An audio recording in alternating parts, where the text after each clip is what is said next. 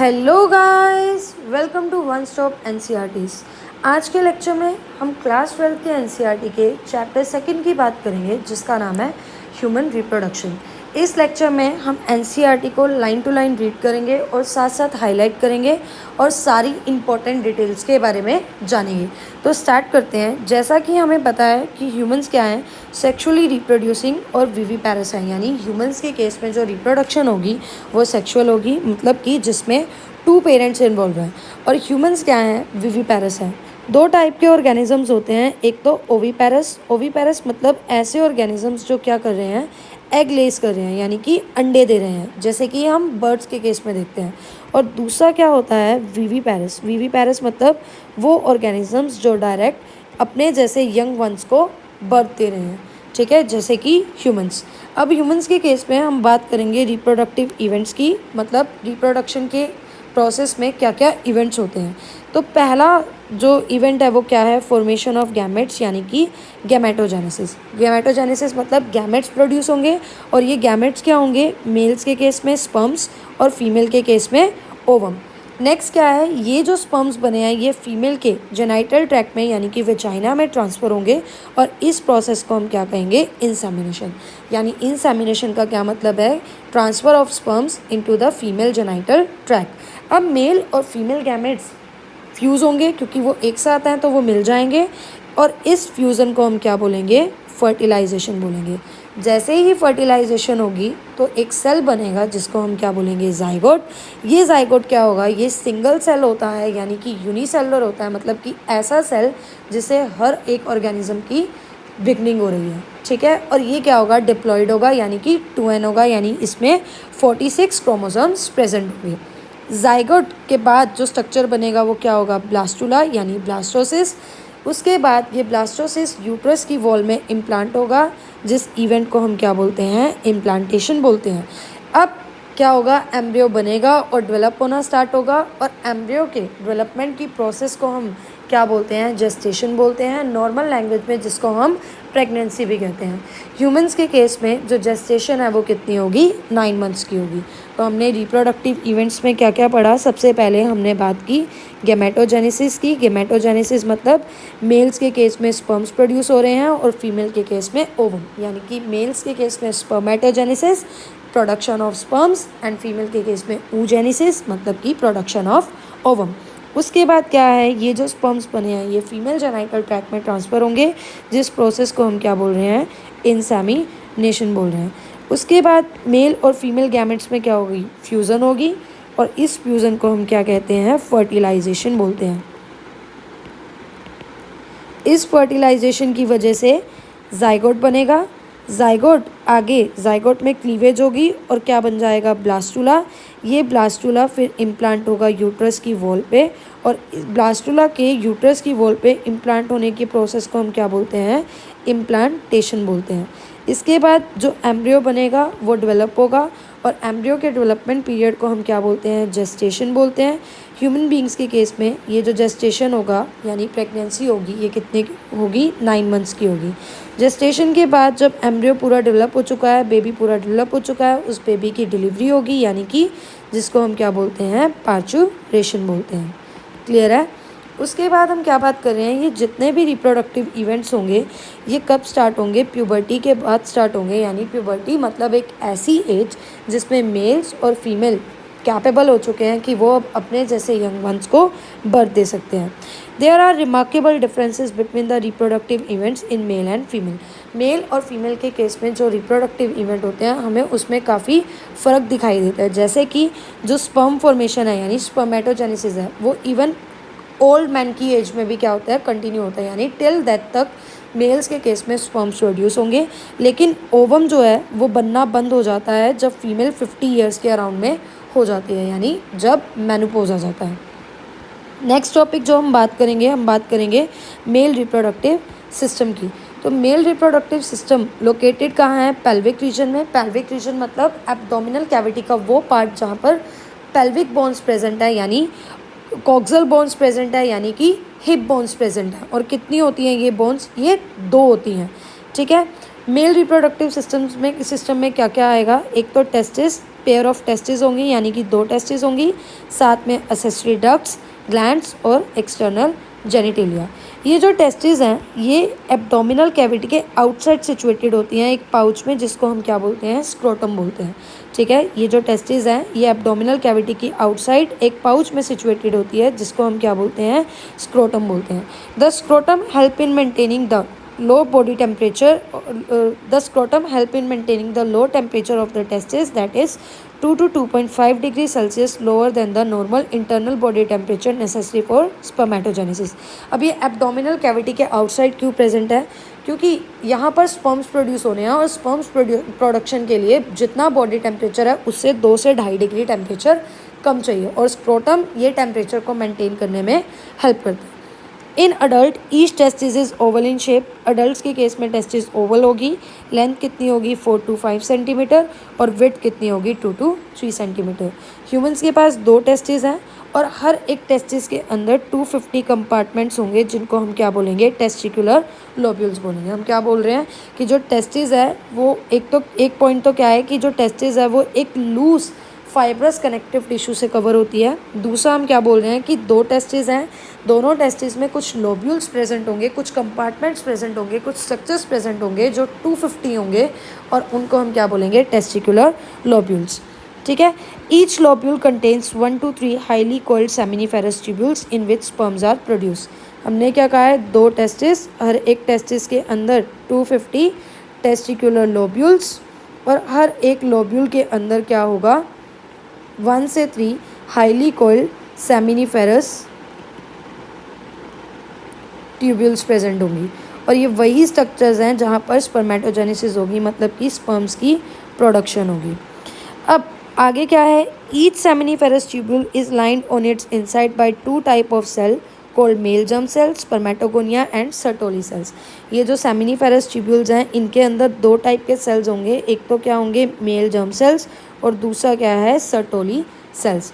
The male germ cells undergo meiotic division finally leading to the sperm production. मतलब हम क्या बात कर रहे हैं कि ये जो मेल जर्म सेल्स हैं, स्पर्मेटोगोनिया हैं, इनके अंदर क्या होगी, मियोटिक डिवीजन होगी, यानी रिडक्शनल डिवीजन होगी, यानी क्रोमोसोम नंबर क्या हो जाएगा, हाफ हो जाएगा, और उसके बाद क्या प्रोड्यूस होंगे, स्पर्म्स प्रोड्यूस होंगे।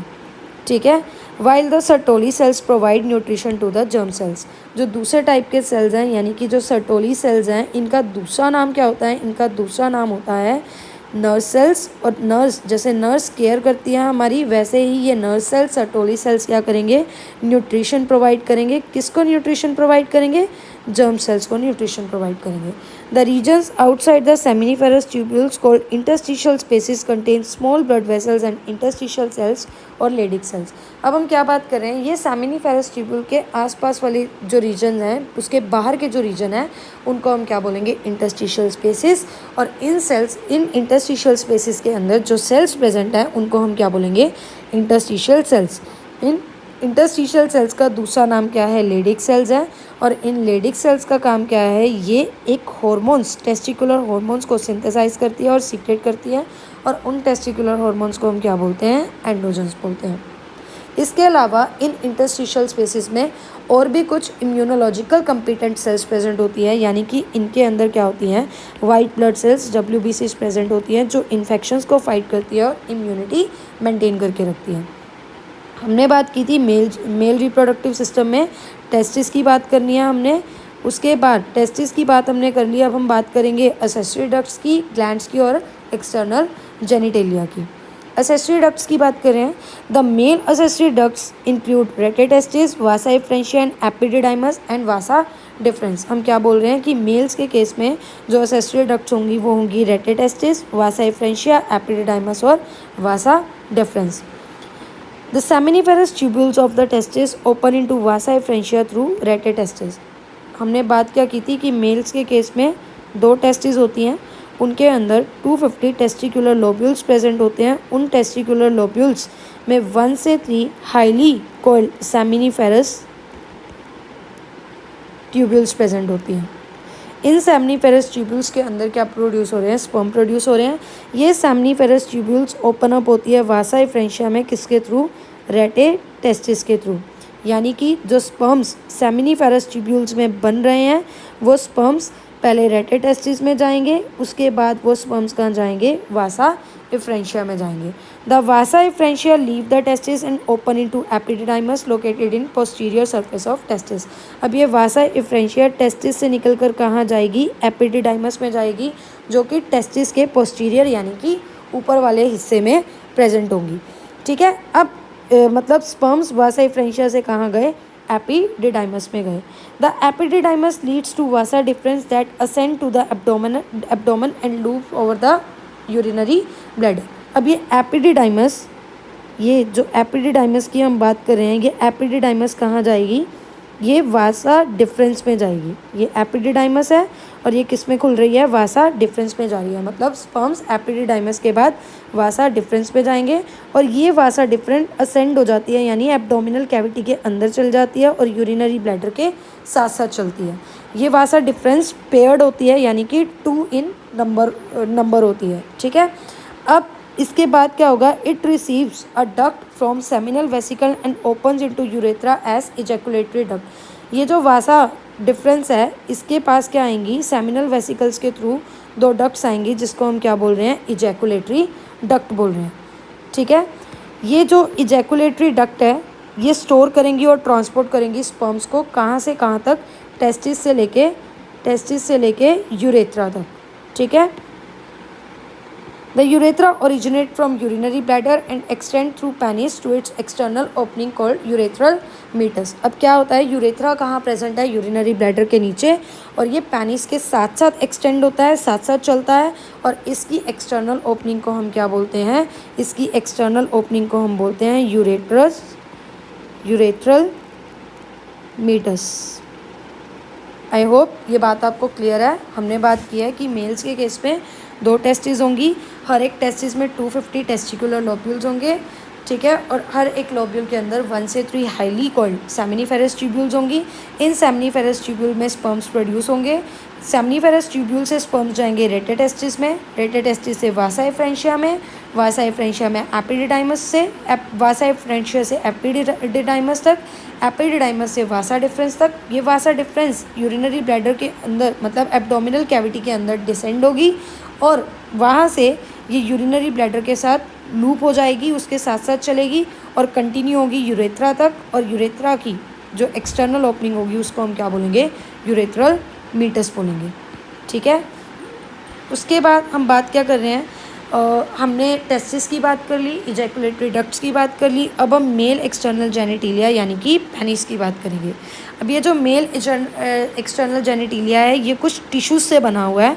मेल एक्सटर्नल जेनिटिलिया जिसको हम पेनिस बोल रहे हैं ये कुछ टिश्यूज से बना हुआ है, जिन टिश्यूज़ को हम क्या बोलते हैं, इरेक्टाइल टिश्यू बोलते हैं। और इन इरेक्टाइल टिश्यू का काम क्या होता है, ये इरेक्टाइल टिश्यू पेनिस को इरेक्ट करने में हेल्प करते हैं। और इरेक्शन क्यों ज़रूरी है, इंसेमिनेशन के लिए ज़रूरी है। इंसेमिनेशन क्या था कि मेल के जो जर्म सेल्स हैं, स्पर्म्स हैं, वो कहाँ जाएंगे, फीमेल जेनाइटल ट्रैक्ट में जाएंगे। The enlarged end of penis is known as glans penis and is covered by loose fold of skin known as called as foreskin। मतलब जो पेनिस का enlarged end होगा उसको हम क्या बोलेंगे, ग्लांस पेनिस बोलेंगे।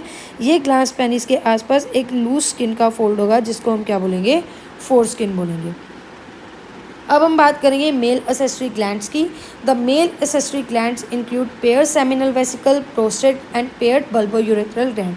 जब हम मेल एसेसरी ग्लैंड्स की बात कर रहे हैं तो क्या इंक्लूड होगा, इसके अंदर क्या क्या आएगा, एक तो सेमिनल वेसिकल जो पेयर में प्रेजेंट है, बल्बोयूरेथ्रल ग्लैंड जो कि पेयर में प्रेजेंट है, और प्रोस्टेट ग्लैंड जो कि सिंगल प्रेजेंट है।